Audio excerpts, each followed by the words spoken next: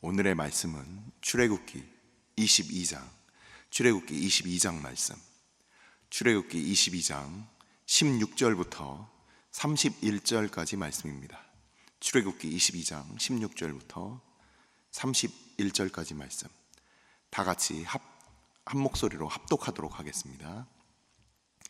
사람이 약혼하지 아니한 처녀를 꾀어 동침하였으면 납폐금을 주고 아내로 삼을 것이요, 만일 처녀의 아버지가 딸을 그에게 주기를 거절하면 그는 처녀에게 납폐금으로 돈을 낼지니라. 너는 무당을 살려주지 말라. 짐승과 행음하는 자는 반드시 죽일지니라. 여호와 외에 다른 신에게 제사를 드리는 자는 멸할지니라. 너는 이방 나그네를 압제하지 말며 그들을 학대하지 말라. 너희도 애굽 땅에서 나그네였음이라. 너는 과부나 고아를 해롭게 하지 말라. 내가 만일 그들을 해롭게 함으로 그들이 내게 부르짖으면 내가 반드시 그 부르짖음을 들으리라. 나의 노가 맹렬함으로 내가 칼로 너희를 죽이리니 너희의 아내는 과부가 되고 너희 자녀는 고아가 되리라. 내가 만일 너와 함께한 내 백성 중에서 가난한 자에게 돈을 꾸어주면 너는 그에게 채권자 같이 하지 말며 이자를 받지 말 것이며, 내가 만일 이웃의 옷을 전당 잡거든 해가 지기 전에 그에게 돌려보내라. 그것이 유일한 옷이라. 그것이 그의 알몸을 가릴 옷인즉 그가 무엇을 입고 자겠느냐. 그가 내게 부르짖으면 내가 들으리니 나는 자비로운 자임이니라. 너는 재판장을 모욕하지 말며 백성의 지도자를 저주하지 말지니라. 너는 내가 추수한 것과 내가 짜낸 즙을 바치기를 더디하지 말지며 내 처음 난 아들들을 내게 줄지며 내 소와 양도 그와 같이 하되 이래 동안 어미와 함께 있게 하다가 여드레 만에 내게 줄지니라. 너희는 내게 거룩한 사람이 될지니 들에서 짐승에게 찢긴 동물의 고기를 먹지 말고 그것을 개에게 던질지니라. 아멘. 축복하고 기도한 후에 말씀 보도록 하겠습니다. 여호와는 내게 복을 주시고 너를 지키시기를 원하며, 여호와는 그의 얼굴을 내게 비추사 은혜 베푸시기를 원하며, 여호와는 그 얼굴을 내게로 향하여 드사 평강 주시기를 원하노라. 아버지, 주의 다스리심 가운데 주의 백성들 나왔습니다. 오순절 성령께서 주의 몸된 교회 가운데 주인 되시고 우리를 다스리신 바와 같이 주께서 구약의 성도들 주의 말씀을 통하여 다스리신 바, 우리를 왜 그렇게 다스리시는지 하나님의 거룩한 뜻을 오늘 말씀을 통하여 깨달아 알게 하여 주시고, 오직 성령 하나님께서 전하는 자와 듣는 자들 가운데 교통함을 허락하여 주옵소서. 그리하여 우리가 왜 구원을 받았는지, 우리를 왜 구원하셨는지 하나님의 거룩한 뜻을 아는 이 시간 되게 하여 주옵소서. 감사드리며 예수님의 이름으로 기도합니다. 아멘. 우리는 지난 시간에 출애굽기 20장을 통해서 십계명에 대해서 함께 말씀을 살펴보았습니다. 20장 뒷부분에는 어떤 내용이 있었습니까? 20장 뒷부분에는 이 제단에 대한 법이 있어요. 하나님의 제단을 어떻게 이제 만들 것인지, 그리고 그 위에 올라갈 때 계단을 만들지 말고 하체를 보이지 말고 하나님께 그 제사를 드리는 그 법도도 거기에 이렇게 규정이 되어 있습니다. 그리고 우리가 오늘 읽은 이 22장의 이 앞부분을 보시면 분명히 20장에 그 십계명이 나와요. 그러면서 이제 20장 뒷부분과 21장과 22장과 그리고 이번 주에 이어지는 23장까지가 이제 또 다른 수많은 법들이 나옵니다. 자, 근데 이 법들이 가지고 있는 이 의미는 무엇인가? 오늘 나와 있는 이 본문은 어떤 의미인가? 십계명과 같이 연관해서 이걸 오늘 우리는 같이 말씀을 살펴볼 겁니다. 전체적인 그림과 그리고 오늘 본문에 필요한 그 강해와 그리고 이 십계명과 하나님께서 주시는 이 율법과 규례들이 도대체 무슨 의미인지를 이제 마지막에 정리를 하고 마무리를 할게요. 자, 방금 말씀드린 대로 20장 마지막 부분은 이 제단에 관한 법이고, 그리고 21장에는 어떤 내용들이 있었습니까? 한 주간에 우리는 어떤 내용들을 살펴봤습니까? 한 주간의 내용들을 보니까 종에 관한 법이 있었고, 그리고 폭행에 관한 법이 있었고, 그리고 책임과 배상에 대한 법이 있었습니다. 맞습니까? 우리 21장, 22장 이 초반 부분까지도 보시면, 그러면 22장의 이 바로 오늘 읽은 본문의 앞부분 15절까지가 배상에 관한 법이에요. 그래서 뭔가 이 땅에서 살아가면서 이제 인간 관계 가운데 드러나는 법들이 있다라는 거예요. 자, 그러면 십계명과 이 규례들, 우리가 십계명이 있고, 그리고 이제 미슈파트라고 하는 이 수많은 하나님의 법들이 있는데, 이게 어떤 관계이냐? 이게 뭐 크게 어렵지 않습니다. 우리가 현대 사회를 살아가면서 우리가 기본적인 교육을 받았을 때 우리가 사회 시간에 배우고 정치 경제 시간에 배우는 부분들이 있죠. 한 나라의 그 헌법이 무엇을 나타냅니까?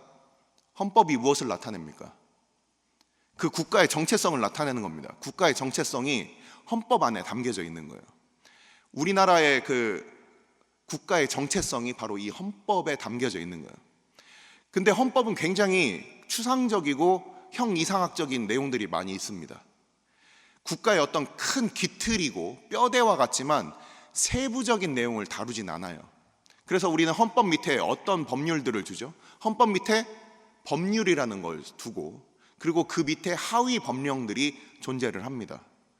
뭐 조례, 대통령령, 뭐 여러 가지들이 그 법으로서의 강제성을 띠는 헌법 이하의 법률과 그 밑에 이제 세부 그 하위 법령들이 실천을, 사람들의 행동과 규범을 이제 그 알려주는 것이죠. 마찬가지로 이 출애굽기 20장에 나와 있는 이 십계명은 헌법과 같은 거예요. 하나님이 어떤 분이시고 하나님의 나라는 어떠냐, 이 성격을 보여주는 것이 바로 십계명입니다.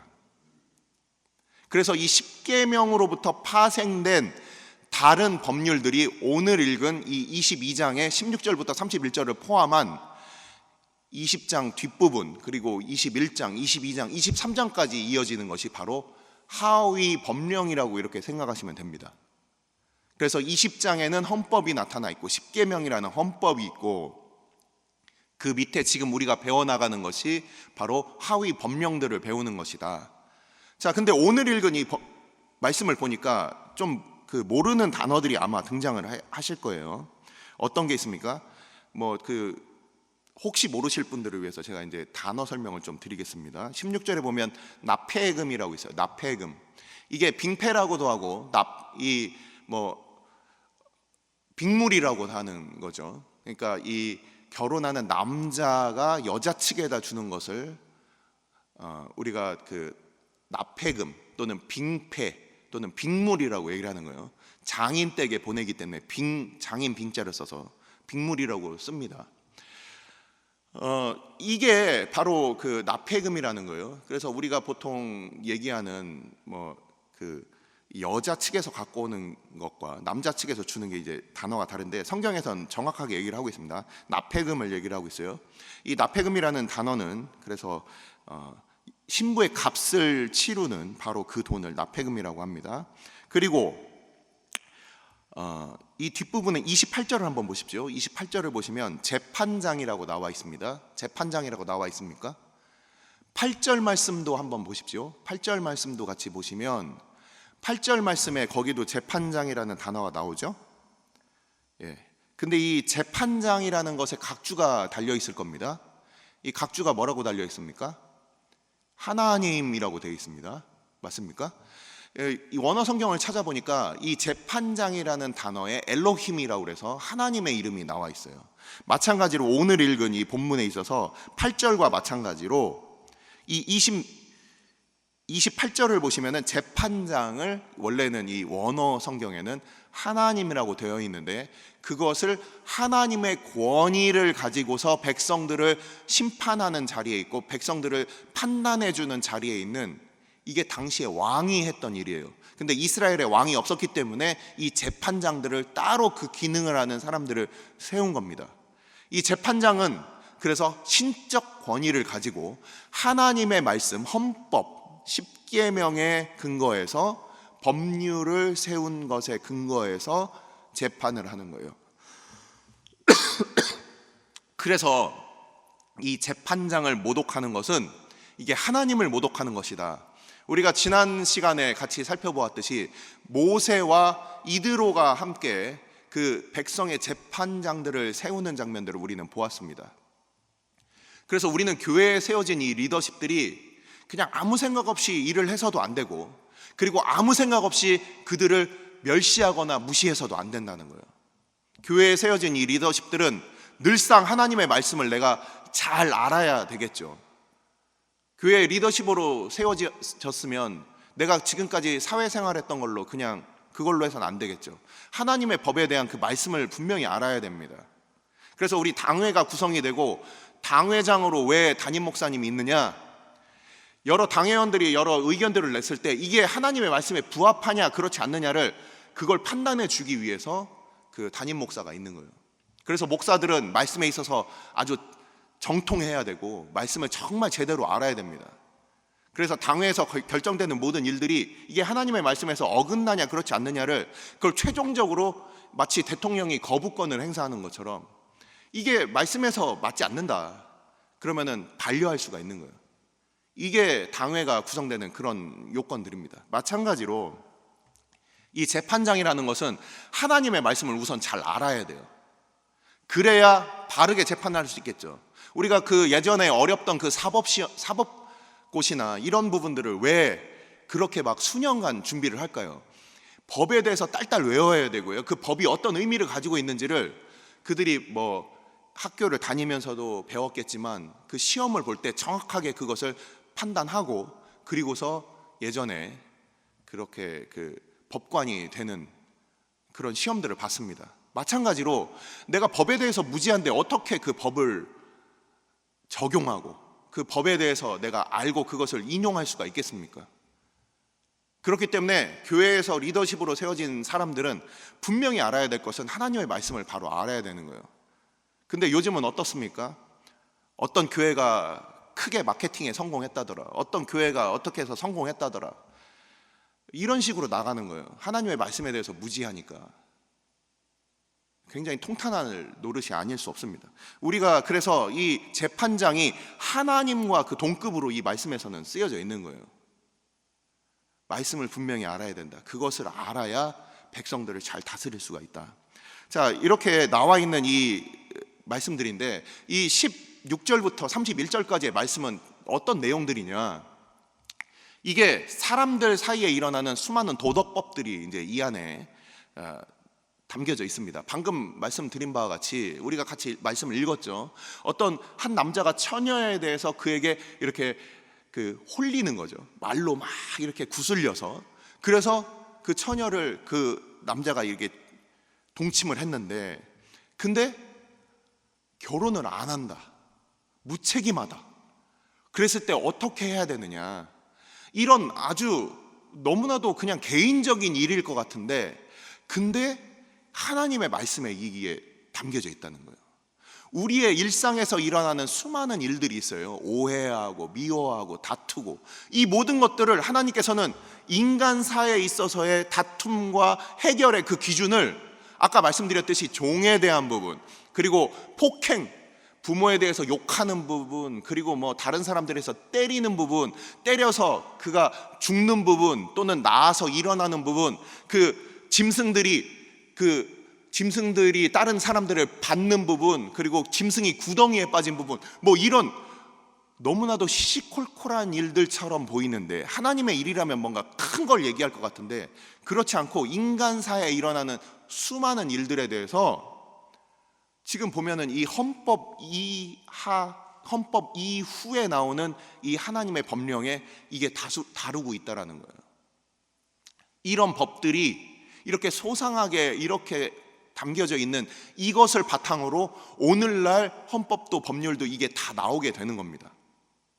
그래서 이 모세를 통하여 하나님께서 주신 이 율법은, 자, 지금 보면은 이 수많은 것들이 담겨져 있는데 오늘 읽은 이 본문 중에서 한번 잘 읽어보십시오.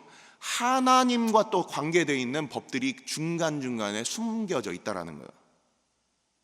이 세상에 살면서 하나님과 관계되어 있는 것들이 우리의 삶 가운데 이것이 함께 있다.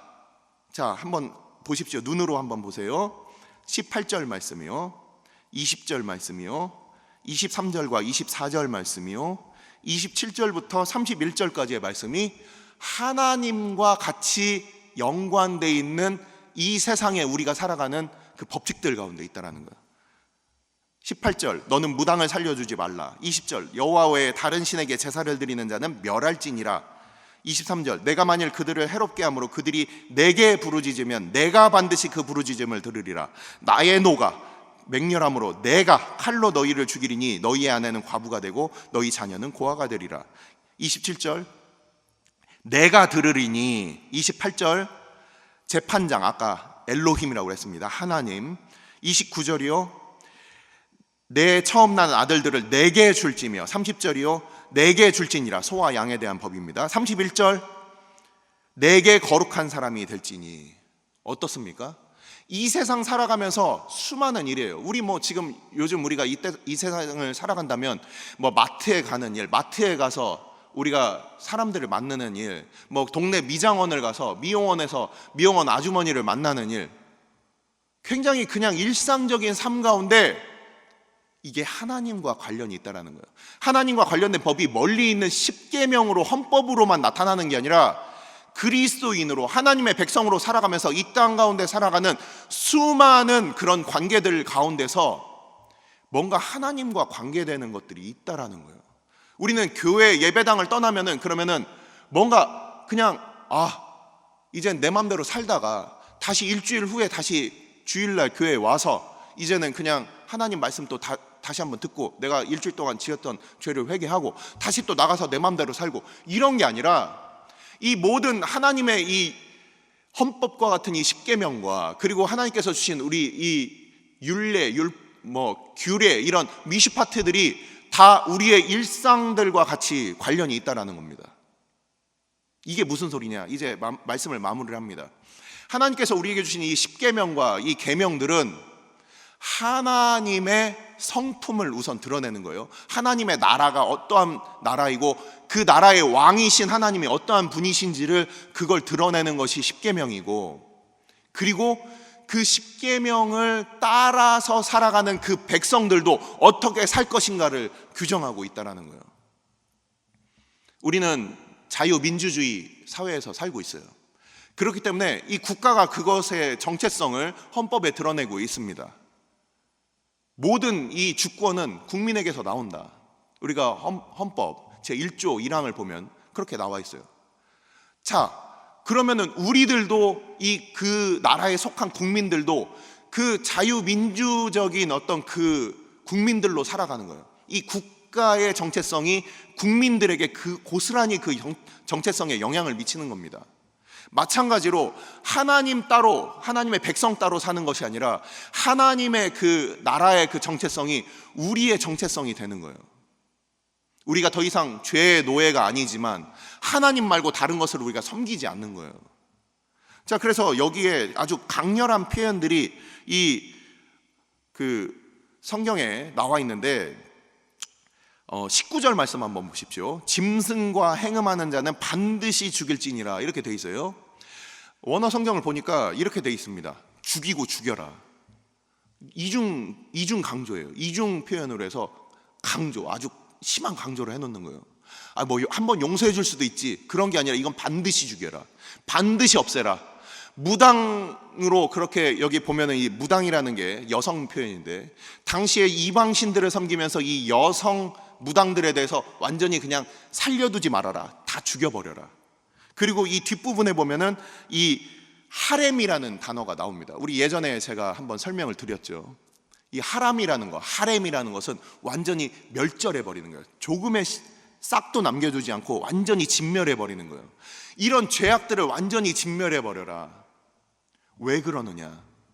하나님이 이 십계명을 주시고 나머지 이 율법들 조항들을 주신 것은 총 613개 항이라고 이 구약의 율법학자들은 그렇게 정리를 해놓고 이걸 다 일일이 지켰습니다. 이 바리새인들은 왜 이걸 지키느냐?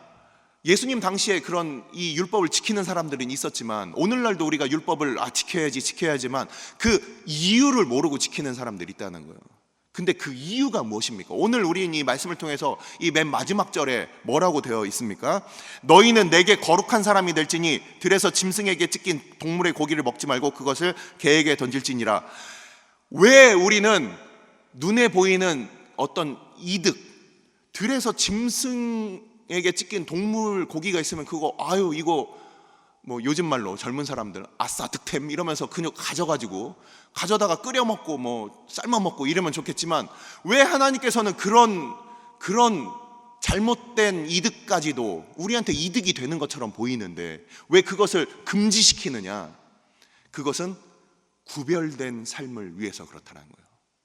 우리는 왜 이런 율법들을 지키고 하나님께서 왜 이런 율법들을 주시고 왜 교회 가운데 성령께서 우리를 다스려 주시느냐?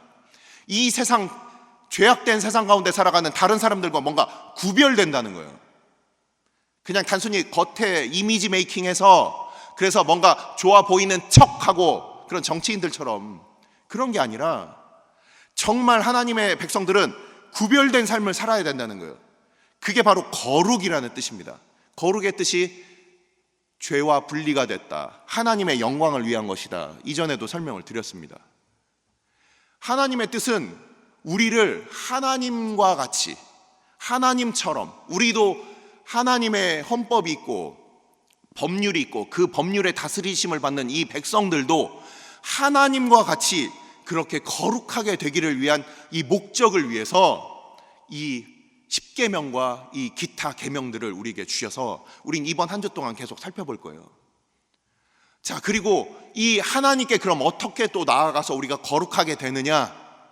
이것에 대해서 우리는 이제 다음 시간, 다음 주에 저와 함께 이제 성막에 대해서 이제 출애굽기에 나와 있는 아주 중요한 성막에 대해서 함께 배워볼 것인데, 자, 이제 말씀을 마무리를 합니다. 몇 가지만 찾고서 이제 말씀을 마무리를 할게요.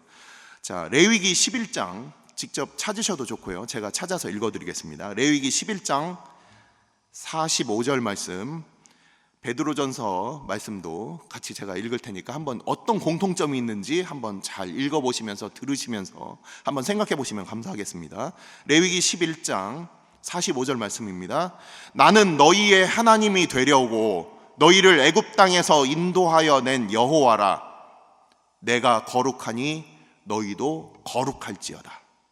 아멘. 베드로전서 1장 말씀입니다. 베드로전서 1장 15절 16절 말씀입니다.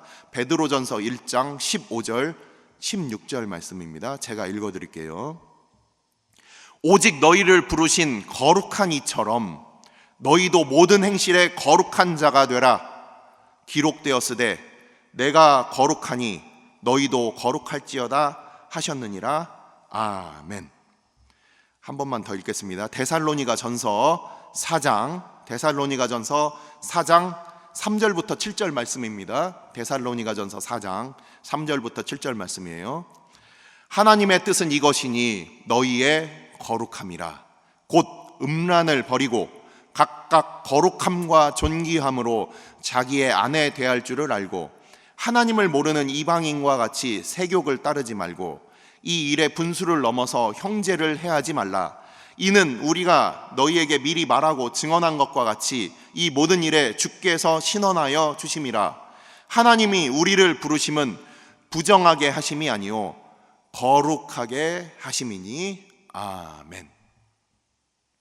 주님께서 우리를 다스리시고 우리를 구원하셔서 출애굽하시면서 애굽 땅으로부터 구원하시고 우리에게 이 십계명을 이 시내산에서 주시고, 그리고 이제는 이 계명을 통해서 내가 너희를 통치한다, 다스린다라는 이 말씀을 주신 그 목적은 무엇입니까? 바로 우리를 하나님과 같이 거룩하게 하시려고, 하나님과 함께 거룩하게 하시려고. 그렇기 때문에 우리는 일상을 살아가면서 내가 동네 사람들을 만나든 교회에서 성도들을 만나든 나 자신의 혼자서 있는 그 시간이든 내가 하나님 앞에 거룩한 삶이냐 아니냐, 이것이 우리의 모든 삶에 있어서 가장 중요한 판단의 기준이 된다라는 거예요. 개인적인 판단뿐만 아니라 우리 교회에서도 이 교회로서 우리가 공동체로서 판단하는 것도 마찬가지고, 우리가 그리스도인으로서 이 세상 가운데 살아가는 이 모든 것들이 하나님의 거룩하심, 하나님 앞에서 우리가 죄와 상관이 없고 하나님의 영광을 위한 이 두 가지의 이 거룩이라는 이 목적을 가지고서 이것을 가지고 판단하는 거예요. 심지어 우리가 아침에 아이들에게 아침밥을 차려줄 때도 우리 아이가 단순히 아유 공부 잘해서 나중에 입신 양명하고 출세해라, 이게 아니에요. 이 아이가 죄와 상관이 없게, 그리고 하나님의 영광을 위하여 살게 해주십시오. 그것을 위해서 우리가 아침밥도 차려주는 거고요, 학교도 보내는 거예요. 바로 이 하나님의 거룩한 목적을 이 십계명과 이 말씀 가운데 두셨습니다. 이번 주에도 계속해서 우리는 말씀을 찾아보고 다음 주에 또 한 번 더 복습하고 우리 성막으로 넘어가도록 하겠습니다. 기도하시겠습니다. 이 시간 우리가 함께 기도할 때 오늘 말씀을 통하여 우리의 일상생활 속에 일어나는 일들 같지만 그곳 가운데 하나님의 말씀, 하나님이 누구신가, 하나님에 대한 그 말씀이 항상 같이 있다라는 거예요. 과부와 고아를 대할 때 이 세상에서 아무 힘도 없는 존재들이지만 하나님께서 그 과부들의 남편이 되어주시고 고아들의 아버지가 되어주신다는 거예요. 나그네들을 대할 때도 마찬가지예요. 우리가 예전에 이방 땅에서 나그네와 같이, 이 땅에서 우리는 나그네와 같이 살지만 우리는 본향을 향하여 살아가는 존재들이기 때문에 너희들도 하나님 앞에서 이런 나그네와 같다. 이 땅에서 살아가는 것이 다 하나님과 하나님 나라와 하나님 백성으로서의 삶으로 연관이 되어 있다. 그것을 기억하면서 살아라. 그냥 내가 법을 잘 지켰으니까 나는 의롭다, 이것이 아니라 항상 하나님과 연관돼서 하나님을 경외함으로 두려움으로 살아라. 하나님의 그 거룩하심을 닮아라.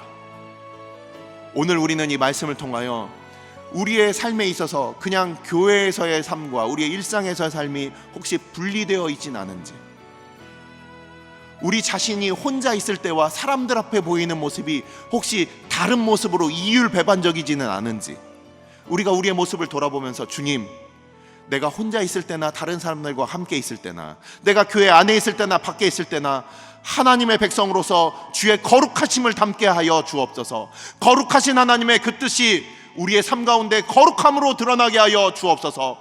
우리가 죄와 상관이 없고 하나님의 영광을 드러내는 주의 백성 되게 하여 주옵소서. 하나님의 거룩을 우리 가운데 허락하여 주옵소서. 이 시간 함께 기도하도록 하겠습니다.